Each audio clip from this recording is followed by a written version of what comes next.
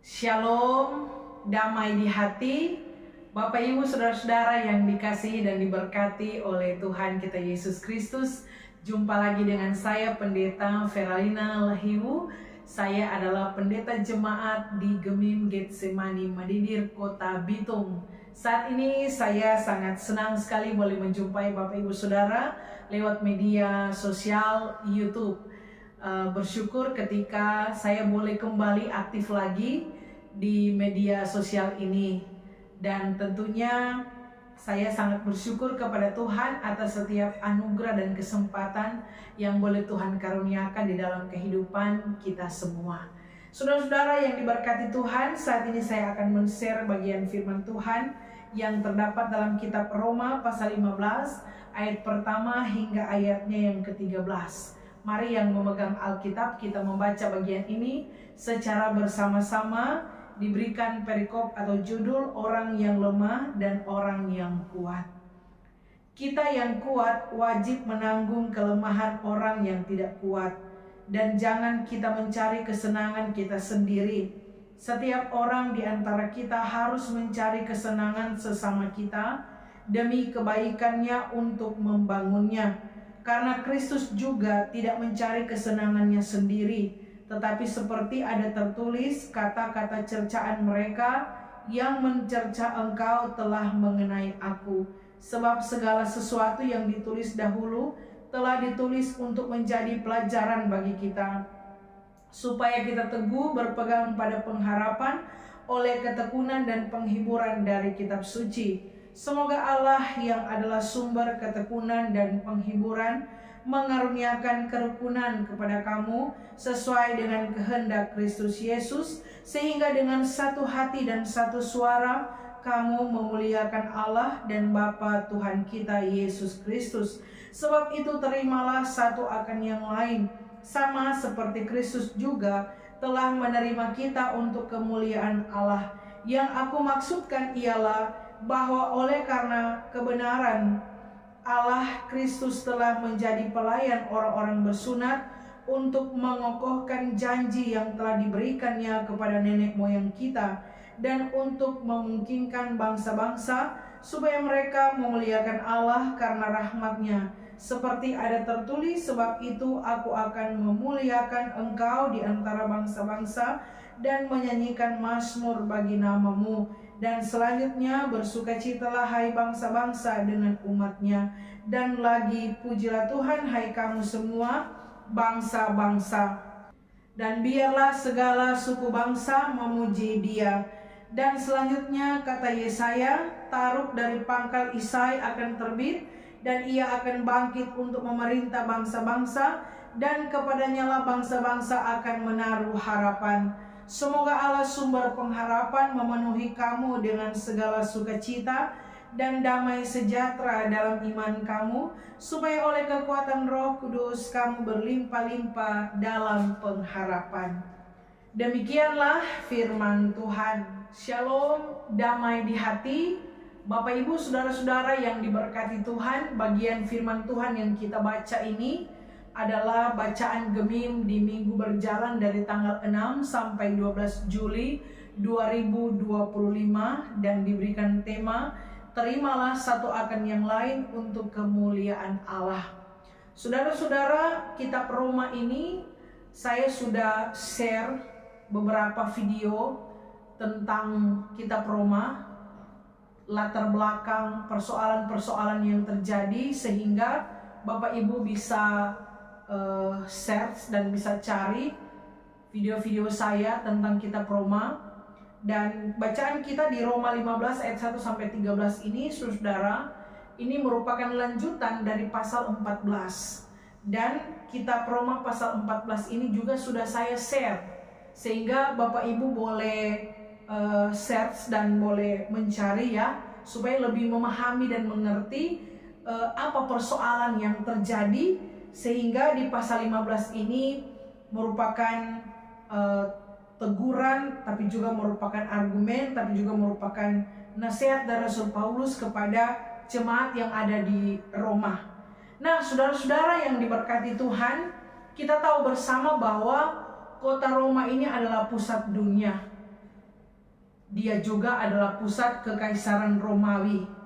Dan Rasul Paulus ketika mengirimkan surat kepada jemaat di Roma ini, pada waktu itu dia berada di kota Korintus. Namun saudara-saudara, harus kita pahami bahwa jemaat yang ada di Roma tidak dibangun oleh Rasul Paulus. Ketika dia mengirimkan surat ini, orang-orang Kristen, orang-orang percaya sudah ada di kota Roma.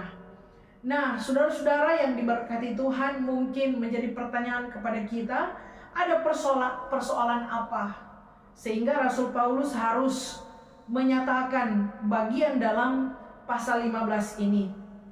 Nah, saudara-saudara, ada masalah antara orang Kristen Yahudi dan orang Kristen non-Yahudi. Di sini orang Kristen non-Yahudi ini disebut dalam golongan orang kuat, dan orang Kristen Yahudi ini disebut dalam golongan orang lemah. Makanya bagian firman ini dalam perikop atau judul dikatakan orang yang lemah dan orang yang kuat. Ya, makanya ayat 1 Alkitab Paulus mengatakan kita yang kuat wajib menanggung kelemahan orang yang tidak kuat. Di sini bicara tentang lemah dan kuat, saudara. Jadi bagian firman yang kita baca ini tentang yang kuat dan yang lemah ini ternyata adalah orang-orang Kristen non-Yahudi dan Yahudi. Itu tadi yang sudah saya katakan, bahwa orang yang lemah adalah orang Kristen Yahudi, sedangkan orang yang kuat adalah orang Kristen non-Yahudi. Saudara-saudara, kenapa dalam bagian ini dikatakan mereka ini adalah golongan orang lemah dan golongan orang yang kuat? Nah, golongan orang lemah ini, saudara-saudara, mereka masih terikat pada aturan. Jadi sekalipun orang Kristen Yahudi ini sudah Kristen, tetapi mereka masih memegang kuat aturan-aturan yang ada, saudara-saudara. Ya, mereka masih pegang kuat aturan-aturan dalam kehidupan mereka, dan aturan-aturan itu merupakan pegangan hidup mereka. Jadi tidak sembarang, saudara. Ketika mereka menjadi Kristen, ya, tidak cukup menjadi Kristen, mereka harus melakukan ini dan lain sebagainya. Ada beberapa hal yang tetap mereka pertahankan, yang menjadi aturan-aturan yang mereka pegang dalam kehidupan mereka. Contoh, saudara-saudara, ini yang sudah saya bahas di pasal 14. Ya, mereka orang Kristen Yahudi ini tidak boleh makan daging, ya. Mereka hanya makan sayur-sayuran.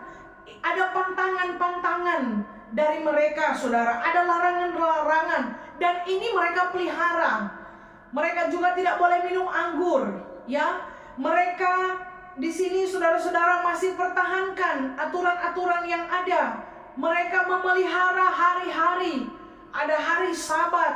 Mereka memelihara hari-hari puasa, saudara. Tapi bagi orang Kristen non-Yahudi, semua makanan sama saja, sehingga mereka bisa makan apa saja. Beda dengan orang Kristen Yahudi. Orang Kristen non-Yahudi semua hari sama saja. Beda dengan orang Kristen Yahudi, mereka memelihara hari-hari tertentu. Nah, ini yang menjadi persoalan, ini yang menjadi perdebatan. Ya, bagi orang Kristen Yahudi tidak cukup ketika mereka jadi Kristen dalam pengertian bahwa mereka harus memegang aturan-aturan Yudaisme. Dan bagi orang Kristen non-Yahudi, saudara-saudara yang diberkati Tuhan, bagi mereka memiliki Kristus itu sudah cukup. Tidak boleh, tidak ada lagi lain-lain, saudara. Nah, ini yang diperdebatkan dalam persekutuan yang ada, sehingga ini menjadi persoalan. Dan ini bukan persoalan yang gampang, saudara, ya. Ini persoalan yang mempengaruhi kehidupan jemaat pada waktu itu, Bapak Ibu Saudara. Disinilah Paulus terpanggil untuk mengingatkan jemaat yang ada di Roma. Jangan sampai karena persoalan-persoalan terjadi konflik yang ada sehingga membuat persekutuan terpecah, ya, membuat persekutuan pada akhirnya hancur. Karena Bapak Ibu Saudara yang diberkati Tuhan, kadang-kadang konflik, ya, membuat persekutuan hancur. Ya, konflik ini memicu persekutuan yang ada terpecah-pecah, saudara-saudara, ya, tercerai-berai. Sehingga Bapak Ibu Saudara yang diberkati Tuhan, dalam kehidupan kita sebagai orang percaya, tentunya perbedaan itu memungkinkan, ya. Perbedaan itu memungkinkan kita. Karena saudara, ada yang nyak sama rambut, ada yang nyak sama kulit, ada yang nyak sama hidung, saudara. Ya, hidung, ya. Ada yang nyak sama, saudara. Kulit, warna kulit, ada yang tidak sama. Itu sebuah perbedaan, ya. Tapi perbedaan bukan satu hal yang mengancam persekutuan yang ada. Kita boleh berbeda, saudara. Berbeda suku, berbeda ras, berbeda budaya, berbeda cara tata bahasa kita. Tetapi perbedaan bukan ancaman terpecahnya satu persekutuan yang ada. Namun tidak bisa kita pungkiri juga, ya, bahwa kadang-kadang perbedaan itu memicu konflik di tengah-tengah persekutuan. Namun saudara-saudara, ketika perbedaan itu kita bisa manage dengan baik, kita bisa atur dengan baik, maka sesungguhnya perbedaan itu akan melahirkan kekuatan yang besar. Kita boleh berbeda, tetapi perbedaan itu akan menjadi indah ketika dalam perbedaan di situ ada kesatuan dan kesehatian, saudara-saudara. Ini yang dikatakan oleh Rasul Paulus. Mungkin orang Kristen Yahudi dan orang Kristen non-Yahudi mereka berbeda dalam pandangan yang ada. Tetapi ini yang dikatakan oleh Rasul Paulus, dalam perbedaan yang ada harus ada kesehatian. Sehingga saudara yang dikasihi dan diberkati oleh Tuhan kita Yesus Kristus, Rasul Paulus mengatakan di pasal 15 ini, kita yang kuat wajib menanggung kelemahan orang yang tidak kuat. Jadi saudara-saudara, Paulus memposisikan diri sebagai orang yang kuat, saudara. Ya, kita yang kuat wajib menanggung kelemahan orang yang tidak kuat. Menanggung itu apa, saudara? Ya, menanggung itu menopang, ya, menopang. Ketika dalam persekutuan kolom, ya, semua orang dengan latar belakang ekonomi yang sama. Ada yang di atas rata-rata, ada yang rata-rata, ada yang di bawah rata-rata, saudara. Dan kemungkinan besar di atas rata-rata menopang, ya, persekutuan yang ada. Nah, saudara-saudara yang diberkati Tuhan, menanggung itu juga bicara tentang bagaimana ketika kita menghadapi kesulitan, penderitaan, tapi kita hadapi itu, itu kita menanggung, saudara. Menanggung juga adalah bersedia. Jadi bersedia itu bersedia menanggung persoalan, menanggung pergumulan. Jadi bersedia hati, ya, bersedia, saudara. Sehingga Bapak Ibu Saudara yang diberkati oleh Tuhan kita Yesus Kristus, kita yang kuat wajib menanggung. Artinya apa? Kita yang kuat ini menerima. Karena wajib menanggung. Menanggung berarti menerima, saudara. Makanya tema yang diangkat, terimalah satu akan yang lain untuk kemuliaan Allah. Kita menerima, ya, menanggung, memikul beban. Kita menerima, saudara-saudara. Karena di pasal sebelumnya Rasul Paulus itu sudah menjelaskan, ya, dasar menanggung itu di pasal 14 ayat 3 dan 4. Di situ Paulus bilang begini, siapa yang makan janganlah menghina orang yang tidak makan, dan siapa yang tidak makan janganlah menghakimi orang yang makan, sebab Allah telah menerima orang itu. Siapakah kamu sehingga kamu menghakimi hamba orang lain? Entahkah ia berdiri, entahkah ia jatuh, itu adalah urusan tuannya sendiri. Tetapi ia akan tak berdiri karena Tuhan berkuasa menjaga dia terus berdiri. Jadi saudara-saudara yang diberkati Tuhan, persoalan yang terjadi ini bukanlah persoalan yang gampang. Ini bicara tentang prinsip, ya. Sehingga saudara-saudara dari persoalan ini, Bapak Ibu Saudara, mereka sudah saling menghakimi satu dengan yang lain, ya. Mereka sudah saling menghina satu dengan yang lain. Karena saudara-saudara, orang Kristen Yahudi ini merasa karena dorang memegang aturan-aturan yang ada, sehingga Bapak Ibu Saudara, dorang ini tidak sembarang bergaul, ya. Dorang tidak sembarang bergaul. Dorang ini adalah orang-orang yang menutup diri pada akhirnya. Hanya dorang dan dorang, ya ada kelompok dorang, kelompok golongan ini yang dikatakan golongan orang yang lemah iman, saudara ya. Jadi ada dompet kelompok, mereka menjadi orang-orang yang eksklusif, menutup diri, saudara. Nah ini bahaya ini. Ini kalau seperti ini bahaya, saudara. Sehingga mereka menjadi orang yang menghakimi orang lain, menghakimi kan menganggap rendah orang lain, saudara. Orang kalau sudah menghakimi ini berarti merasa diri lebih tinggi dari orang lain, merasa diri lebih hebat dari orang lain. Ini yang diklaim oleh orang-orang Kristen Yahudi. Nah sementara orang Kristen Yahudi dulu sudah ada pada titik menghina orang Kristen Yahudi, saudara. Nah ini persoalan ini sangat luar biasa ya, saudara-saudara. Makanya Bapak Ibu Saudara yang diberkati Tuhan, ini yang Paulus katakan, kita wajib menanggung kelemahan orang yang tidak kuat. Artinya kita mampu menerima orang lain dengan segala latar belakang kehidupan yang ada.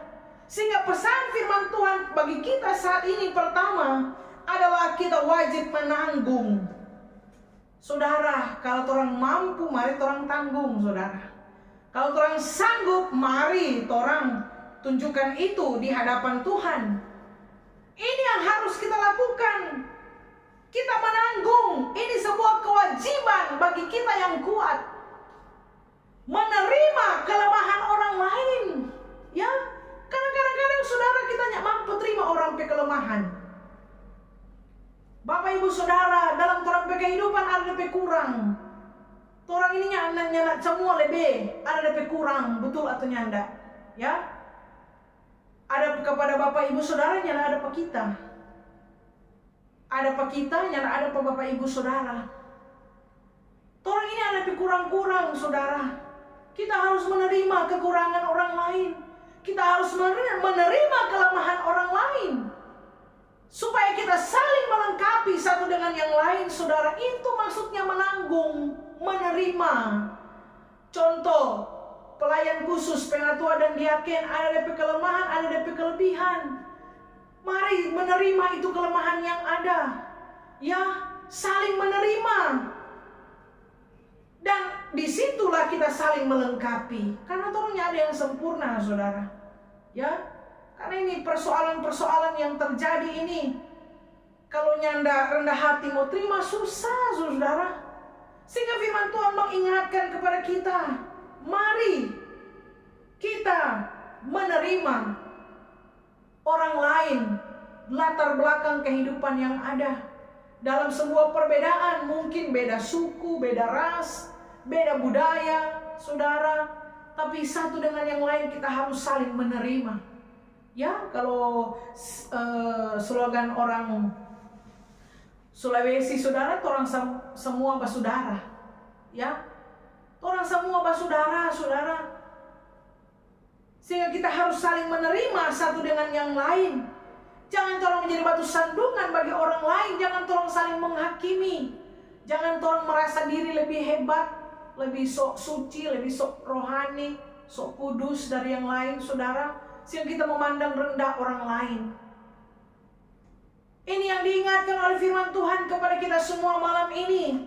Selanjutnya Rasul Paulus katakan, jangan kita mencari kesenangan kita sendiri. Ya, setiap orang di antara kita harus mencari kesenangan sesama kita. Jadi Bapak Ibu Saudara, jangan kita mencari kesenangan diri sendiri. Ya, ada orang cuma suka senang sendiri. Ya, Bapak Ibu Saudara, kadang-kadang kepentingan bersama dikorbankan supaya dia senang sendiri, untung sendiri, saudara. Ini firman mengingatkan kepada kita, jangan jadi orang yang egois. Jangan egois. Ya, jangan egois, saudara. Itu orang kalau egois itu cuma suka senang sendiri. Kalau dia bersenang, dia suka sendiri. Maka kalau dia menderita, dia suka sama-sama, saudara.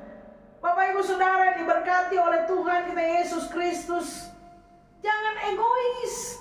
Alkitab bilang setiap orang harus mencari kesenangan sesama kita. Jadi Jadi wajib memperhatikan sesama, peduli dengan kebersamaan, ya. Jangan nanti sakit baru cari kolom. Sata ada senang-senang, ada sehat-sehatnya, ndak datang kolom. Cuma aja pi mall, pi mantos, senang diri sendiri, ya, pi mandi kolam. Nanti sakit baru cari kolom, cari gereja. Di saat ada gereja nyala gereja, cuma pi foto di mantos, shopping terus. Bapak ibu saudara yang diberkati Tuhan, jangan jadi orang yang egois. Orang harus peduli dengan kepentingan bersama, ya. Sesama kita baku kasih senang satu dengan yang lain. Ini firman Tuhan ada bilang, bukan pendeta Feralina. Baku kasih senang, jangan baku kasih sakit hati satu dengan yang lain. Baku kasih senang, ya. Rajin-rajin datang di kolom supaya itu persus senang. Iya tuh saudara-saudara, betul atau nyanda? Supaya kalau sakit kamari itu persus cepat-cepat pergi. Ya, ya, jangan malas. Karena malas datang kolom, persus lama marah, sakit hati. Kok nggak pernah pikir dan persus perasaan? Apalagi Tuhan perasaan, saudara. Kadang-kadang orang begitu, jadi orang yang egois. Dan orang egois yang tidak sadar kalau dia sementara egois. Banyak juga bapak-bapak yang egois, ya. Apalagi ibu-ibu, lebih soe, banyak lebih egois, saudara-saudara. Mau menang sendiri. Bagaimana dalam kehidupan keluarga, rumah tangga yang ada, kelemahan suami, kekurangan suami, bagaimana sebagai seorang istri menerima itu, ya. Kelemahan istri, kekurangan istri, suami harus terima. Jangan saudara karena istri ikan goreng saus bagaram situ bahugel, ya. Ini persoalannya, terima tuh kekurangan yang ada, ya. Bilang no pemain tua dong siang mai tua sedap ikan lebih de garam. Begitu saudara harus mampu menerima kehidupan yang ada dalam keluarga sebagai suami dan istri, saling melengkapi. Karena itu tadi saya katakan, orang ini kurang lebih terus, orang ini ada kurang saudara-saudara, ya. Makanya ini ingatkan kita jangan jadi orang yang egois, hanya mementingkan orang pediri. Kadang-kadang tuh pusing yang persekutuan, saudara, ya. Lonceng soba bunyi, orang nggak pusing.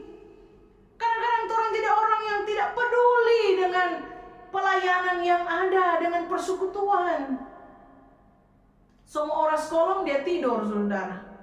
Peserta itu persus tanya, kayak banyak bakolong, ya tasono. Padahal sengaja mau tidur dia. Semua kolong kok anak tidur, ya. Kalau semua kolong mandi, kong pergi ibadah. Jangan lihat orang cuma jago-jago bilang lebah khotbah pikolong, orang sendirinya pikolong.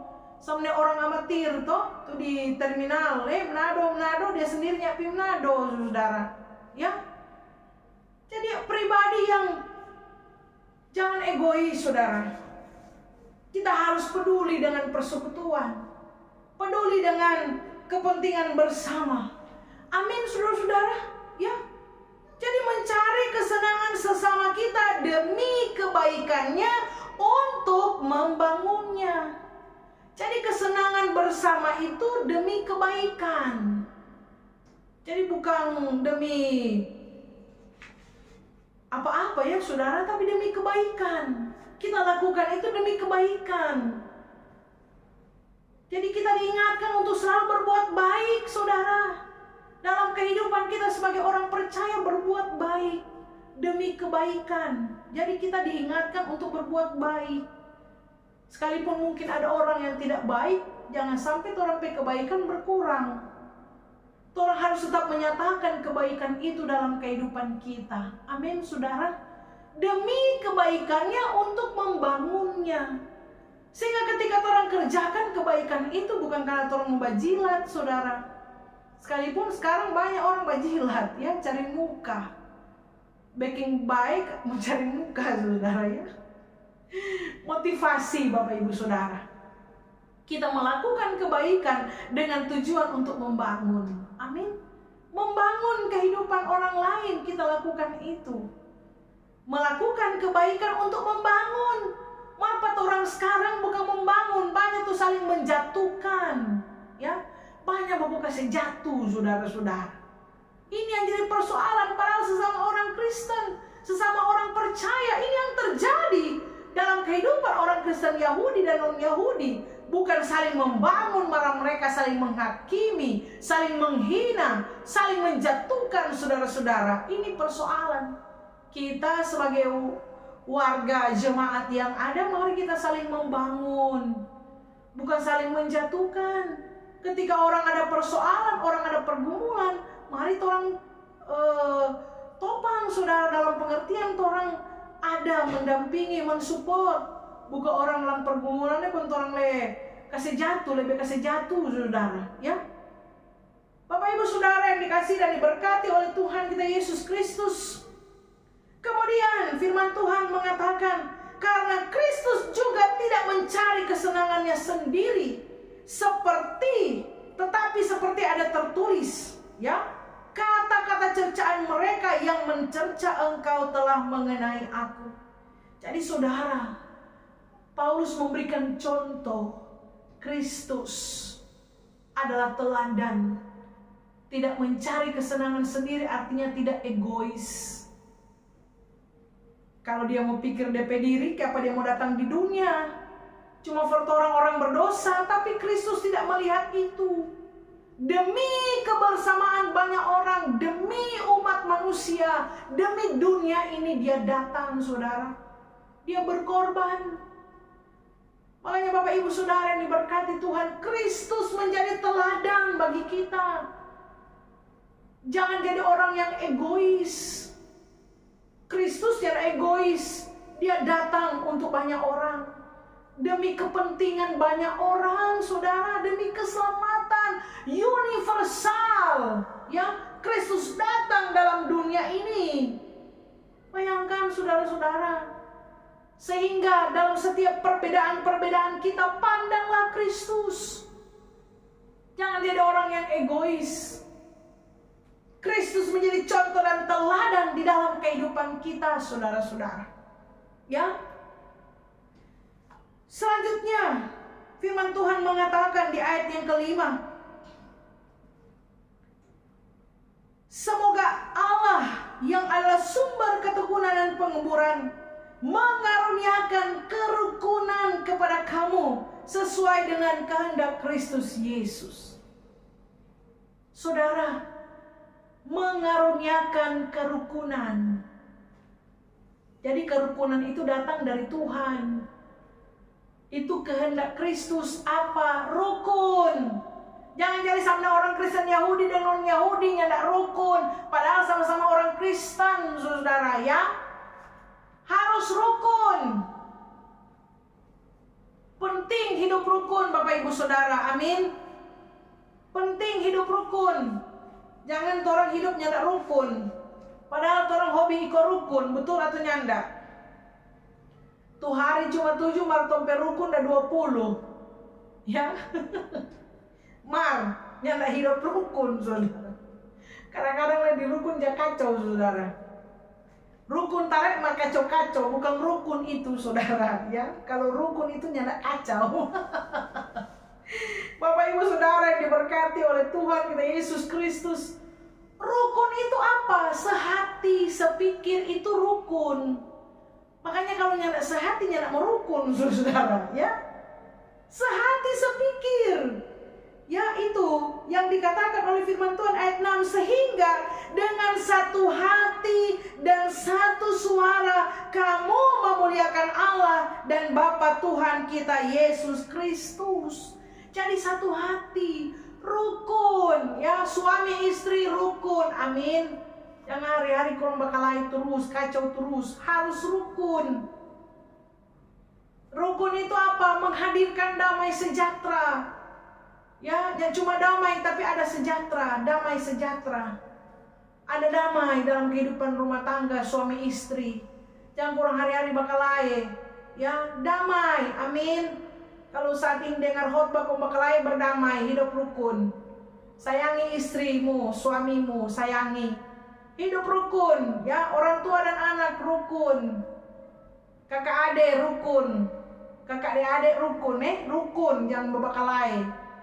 Hidup rukun, sehati, sepikir, jangan berselisih, jangan bertengkar, tapi harus ada dalam kerukunan karena Kristus mengaruniakan kerukunan itu. Itu kehendak Kristus. Orang rukun, itu dikatakan ayat 5. Mengaruniakan kerukunan kepada kamu sesuai dengan kehendak Kristus. Jadi Tuhan mau orang rukun. Ini yang Paulus bilang kepada jemaat di Roma. Tuhan mau ngomongin rukun. Jangan berbakalae, berselisih hanya karena persoalan-persoalan. Yang nak makan daging, yang minum anggur. Yang lain makan daging, yang lain minum anggur. Yang nak sunat, yang lain sunat. Saudara, ini Paulus bilang rukun. Karena banyak di masa ini yang nak jaga rukun, saudara. Yang mau mantu, anak mantu rukun. Amin. Ya, banyak sekali mantu, anak mantu cekcok, saudara. Harus rukun. Kenapa mesti rukun? Mazmur 133 baca, saudara ya. Mari orang baca, Bapak Ibu Saudara. Kenapa orang harus hidup rukun? Mari orang buka bersama. Mazmur 133. Persaudaraan yang rukun. Dengar saudara. Nyanyian ziarah Daud. Sungguh alangkah baiknya dan indahnya. Itu. Apabila saudara-saudara diam bersama dengan rukun. Ya, seperti minyak yang baik di atas kepala meleleh ke janggut. Yang meleleh ke janggut Harun dan ke leher jubahnya. Seperti embun gunung Hermon yang turun ke atas gunung-gunung Sion. Sebab ini, siapa mesti rukun saudara? Dengar baik-baik. Kesanalah Tuhan memerintahkan berkat kehidupan untuk selama-lamanya. Camkan baik-baik saudara. Makanya penting hidup rukun. Ya, suami istri kalau rukun berkat Tuhan perintahkan. Amin. Makanya kalau sunyak doi jangan bakalae. Ya, lebih jauh berkat. Tapi kalau orang rukun Tuhan perintahkan berkat. Kesanalah, ya. Jadi itu berkat Tuhan cuma dia perintah, saudara. Ya, Tuhan memerintahkan berkat. Amin. Penting hidup rukun. Di kolomnya mesti rukun-rukun supaya kolom itu udah berkat. Ya, jangan sampai habis ibadah terima berkat, habis itu kacau tuh kolom. Ya, lari itu berkat, saudara. Pena tua dan diakinnya mesti rukun. Ya, jangan kurang dah baku cekcok, kalai. Hanya karena apa?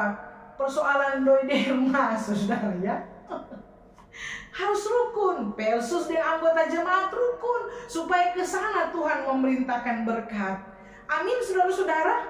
Ya, karena kadang-kadang kita sebagai orang percaya akhir-akhir ini kita sulit menghadirkan damai sejahtera, sulit ada kerukunan dalam kehidupan kita, saudara. Ayat 7 firman bilang, sebab itu terimalah satu akan yang lain, sama seperti Kristus juga telah menerima kita untuk kemuliaan Allah.